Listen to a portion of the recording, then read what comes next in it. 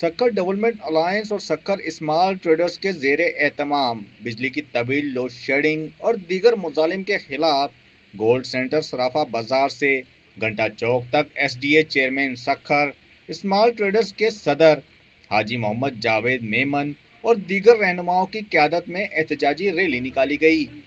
عوام و تاجر برادری نے سیپکو کے خلاف بھرپور نعرے بازی کی۔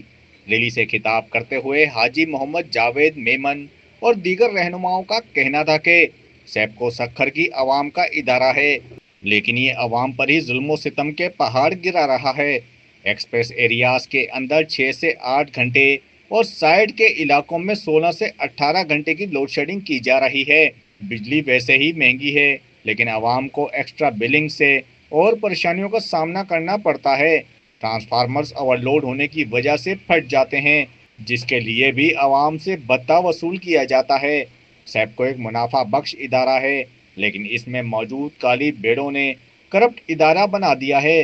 ڈائریکٹر آف بورڈ میں سیاسی بنیادوں پر رکھے گئے ممبران اپنے ذاتی مقاصد تو حاصل کر رہے ہیں، لیکن عوام کو ریلیف نہیں مل رہا۔